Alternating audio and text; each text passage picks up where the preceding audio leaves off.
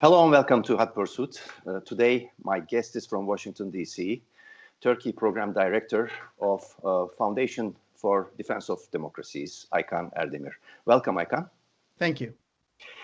We have some issues to discuss. The Turkish so-called public discourse is nowadays focused on old video, a video recorded late mid-December last year and made public 1 month after, around the middle of January.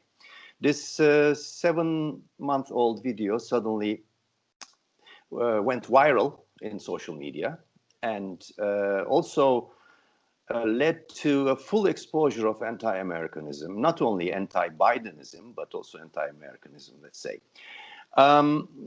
So there are all sort of conspiracy theories floating about, and there are also some claims that this or that circle has been pushing this video again to change the course of the agenda, domestic agenda of Turkey, which is in deep crisis. It's important to learn from you how to read that. How do you comment on this one? What should we read into this? So there could be two different motivations behind the release of this video 7 months after it was first made public. And it's probably more accurate not to call it release, but let's say re-release of this video. And one is, of course, Turkish domestic context and attempts to intervene in it. And the other one is the US domestic political context and attempts to intervene in it. Now, on both fronts, the timing is quite interesting. It's very peculiar. It's very peculiar because on both fronts, there are two governments that are not doing well in polls, that are not doing well in the economy, and that are not doing well vis-a-vis handling the pandemic. So here we have two administrations on the Turkish and the US side under heavy criticism, and not just by the opposition, but even by their own grassroots. So this video is in a way a life send because it allows reframing the debate. On the Turkish front, to be more concrete, the key issue is Turkey's deepening economic crisis, the devaluation of the Turkish currency, really it's nosediving, and the potential for a balance of payments crisis. And the Turkish government is so desperate that they even went forward with converting Hagia Sophia from a museum into a mosque, but that doesn't seem to have changed the agenda for over a week. And according to the latest polls, it only brought 2 to 3 points to Erdoğan, and probably that will wither away in a couple of weeks. In political terms, a blip, basically. Yes, and so we see a desperate Erdoğan government now turning to the Eastern Mediterranean with a very belligerent and irredentist rhetoric and policy, and trying to use that as a rally around the flag effect. And it seems that wasn't enough, so they're now adding anti-Biden and anti-Americanism as the cherry on top. So this is Turkey's own perfect storm, prompting a storm on the bilateral front that the Turkish government, through really undiplomatic rhetoric by their top officials, ranging from the president's spokesperson to the foreign minister to the president's communications director, we're seeing personal ad hominem attacks against Biden and by extension to the United States. On the US front, and I won't go too much into detail. But before going to US front, sure. We should also add the opposition. The Turkish opposition also jumped the wagon, basically. Definitely, and this has been a key shortcoming of the Turkish opposition. Every time the Erdoğan government framed the Turkish political debate around issues of, xenophobia, anti-Westernism, anti-EU sentiment, anti-US sentiment, anti-NATO sentiment, we see that the opposition remains within that framework, and whether they agree or disagree with the government, they replicate the framing of the government. They use the terminology presented by the government. So here is a severe shortcoming in political communication. Can we say that Turkish opposition is in constantly unified position regarding Turkey's foreign policy moves? Yeah, I think that has been one of the big successes, quote unquote, successes of the Erdoğan government. They have reframed all foreign and security policy issues into an existential issue, and whereby any dissent means treason, and by extension leads to criminalization, and by extension leads to imprisonment. So when even the most irredentist, most belligerent policy alternatives are created out of the blue and presented as the new Turkish policy dogma, in stark contrast with decades-long traditional Turkish foreign policy, very few people are willing to speak up, and many are towing the line. Now, there are two reasons here. I'm trying to explain why the opposition falls into this trap. One is, and I think this is really underestimated in Western analysis of Turkey, is fear. The opposition has an unpronounced but a very real fear of being framed as traitors and then criminalized and imprisoned, and then losing all their assets as well. So the Erdoğan government can destroy a person, an opposition politician, a mayor, a lawmaker, a party official overnight. So this fear leads to either self-censorship or basically towing the government line. The second, and this is, I think, the sadder part of the story, because fear is understandable. Many Germans either remained silent or towed the government line, under the Third Reich, right? There is a humane dimension to it, yes. There's a humane dimension. It's morally wrong, it's politically wrong, but at least you can understand why people are becoming willing executioners. Now, the second part is the sadder part, because that is where it's not about fear, but it's about moral and intellectual shortcomings. That is where the opposition is not putting in the moral and intellectual efforts.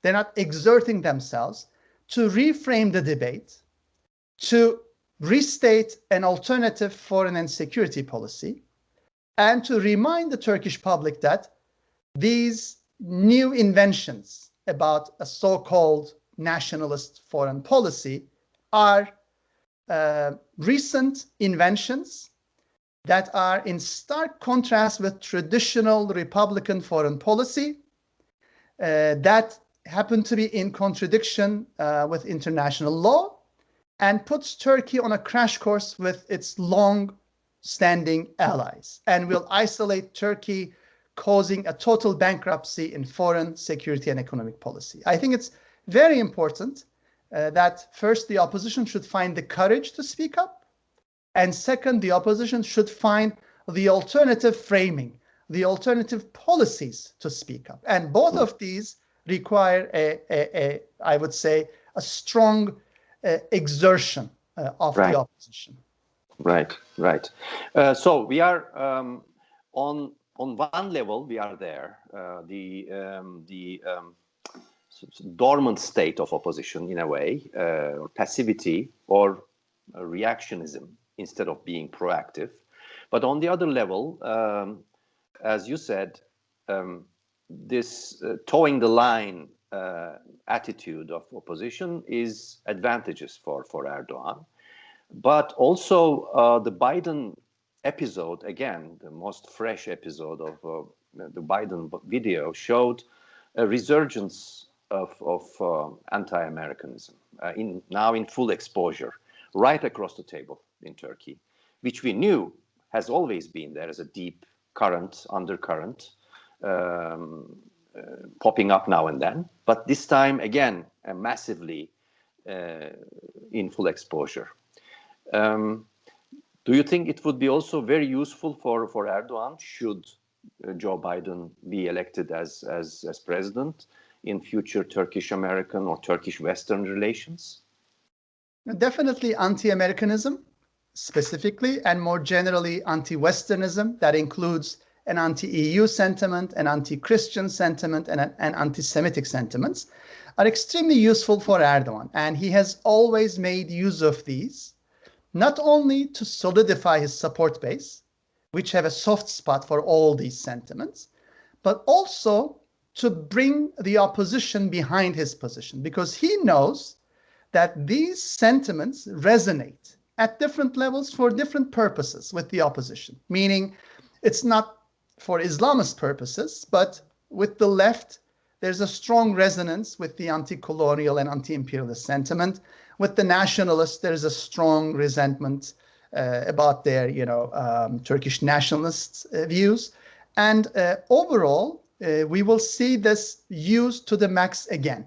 And I would argue whether Biden wins or not, this will always be on the agenda because it always works miracles in Turkey. That is, this is one magic wand that brings overnight all the Turkish political playing field in line with Erdoğan's agenda. There could be the worst economic crisis in Turkish history. There could be the worst pandemic and its mismanagement in Turkish economic history. There could be the worst unemployment ever. And the largest brain drain and capital flight from Turkey, all that agenda disappears. Suddenly, everyone is talking about anti-Americanism and anti-imperialism. Now, there's a very important footnote I have to add here, and that is, it's important to note that this is a pseudo-anti-imperial and pseudo-anti-colonial discourse and rhetoric across the board. Because if there is one country where there is complete muteness about the Ottoman colonial and Erdoğan neo-colonial adventures, if there is one country where there is almost complete silence about Russian and Chinese and Iranian hegemonic ambitions, that's Turkey, right? So a political playing field that is extremely mute and blind to all sorts of imperial, colonial, neo-colonial ambitions of the past and present. To be noted also, it goes hand in hand with sometimes appearing or reappearing pro-China, pro-Russia, pro-Russian elements in this debate as well. Definitely, and it's also important to realize that part of this discourse, this sentiment, is also pushed by these actors, meaning there is quite a significant level of influence Russian and Chinese media, directly or indirectly, have in Turkey, not just through media, but also through sometimes political actors, as well as through some, civil society organizations. Even think tanks. Think tanks. So we are seeing that there is a very, quote-unquote, smart play by NATO's adversaries to set the frame of the debate in Turkey, to elevate a pseudo-anti-imperialism, which basically is an anti-Western sentiment, while at the same time silencing all criticism about the horrendous human rights violations that raised to the level of crimes against humanity in China, in Russia, and as well in Iran, and by their proxy forces, in Syria and elsewhere. So that's this strange double standard that the Turkish political actors seem to be extremely attentive to, racism and imperialism and neocolonialism if they associated with the West, and they're almost Islamophobia. Silent. Yes, but they're almost silent if it's coming from other rogue actors. Hence, the Erdoğan government finds no problem whatsoever to work closely with all sorts of rogue players, from Venezuela to Iran to Russia to China to Hamas to various jihadist organizations in Syria and in Libya, And when we put all those together, this is, I think, the typical hypocrisy at the core of the Erdoğan regime. But the hypocrisy, it manages to extend to other players in the Turkish political playing field, including some members of the opposition. So that, I think, should be a key concern for, of course, the Turkish public, first and foremost, but also for Turkey's NATO allies, because here is one of the 30 members of NATO that is increasingly being pulled into the intellectual, moral, and political sphere of NATO's key adversaries. On one level, the target in this latest debate is the speaker himself in the video, Joe Biden. He's been one of the most senior politicians in the United States ever since early 1970s. And in Turkey, the perception of Biden has been a blend of pro-Greece, pro-Kurdish, pro-Armenian elements as well. So is it fair to say that if there's a conspiracy behind the re-release of this video, even if it's not, there is not a conspiracy behind this release of this video, this is an opportunity provided for Erdoğan government to mobilize an anti-Biden front right across the table again, including the opposition, should Biden be the winner in the elections. What can be said about this? So, of course, it's important to realize that there are two sides to this story. One is internal mobilization in Turkey, which boosts Erdoğan and helps his legitimacy deficit. But also, interestingly, this also has an effect on the Turkish-American diaspora. So this is also a way to intervene in U.S. elections. This is an opportunity to meddle in U.S. elections because given many Turkish Americans are more prone to voting for Democrats. But they are not so significant as far as I know. How many are they? Half a million? They're not significant, but any little helps. This could be Erdoğan's way of telling Trump, look, I framed this debate in such a way now that even the most democratic-leaning Turkish Americans will think twice before voting for Biden. So this is, in a way, Erdoğan's way of carrying some votes to the Trump administration. But overall, I think that the key issue is not necessarily what these leaders say today, because we know that Erdoğan is extremely flexible and pragmatic when it comes to former statements, right? Trump has insulted Erdoğan by writing a letter calling him "don't be a fool," in the most undiplomatic fashion, and that didn't damage the relationship. Michael Flynn supported and applauded the coup attempt in Turkey in 2016, and then Turkey indirectly hired him to do, behind the doors, unregistered lobbying, allegedly behind the doors lobbying for Turkey. And the court case is still going on. The legal drama about this is still going on.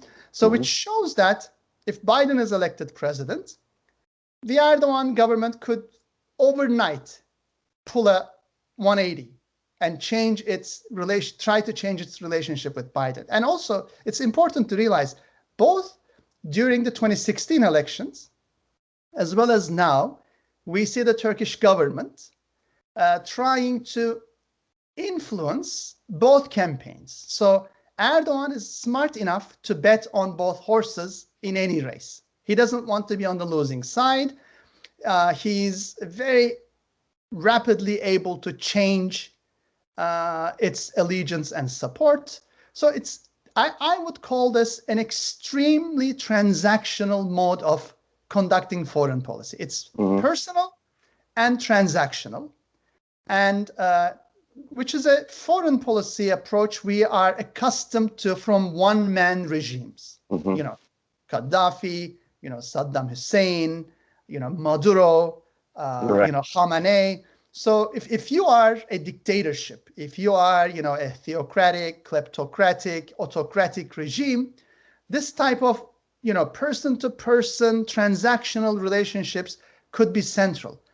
But if you are an almost 100-year-old republic based on the heritage of almost a 7th century empire, which inherited a lot of the Byzantine, court traditions. And before that, we have the Seljuk and the Sassanid traditions. Right. This is really mind-numbing. This is unbelievable. Like in a geography where you have inherited thousands of years of statecraft and diplomacy, to reduce all that down to, just Erdoğan and his family members and their business cronies, person-to-person contacts is unbelievable. It's the most damaging to Turkey. It's the most damaging to bilateral and multilateral relations. It will have long-term ramifications for all the international and supranational organizations that Turkey is either a member of or is trying to become a member of.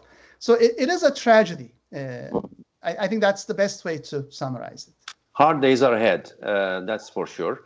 Let's conclude with one final question about another top item on the agenda. The agreement reached by Israel and United Arab Emirates.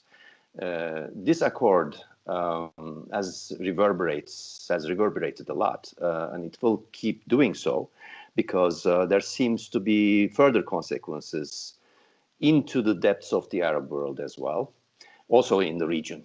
What would be the consequences of the Turkey's wobbly foreign policy, regional policy moves? First of all, this diplomatic deal has both a pull factor and a push factor. The pull factor for the parties. Is it a game changer? It is definitely a game changer, and it will become even a bigger game changer in the years and decades to come. Now, the pull factor for the parties involved, namely Israel and the United Arab Emirates, is of course the potential to build stronger, diplomatic, economic, technological, military, and intelligence ties. So it's a win-win for both sides. But there is a more important push factor, and that is both the threat of Iran, its hegemonic ambitions in the region, as well as Erdoğan's Muslim Brotherhood agenda and Erdoğan's hegemonic ambitions. So these two strong push factors, these two threats, also pushed Israel and the UAE together. And it's important to realize that it's not just a bilateral issue.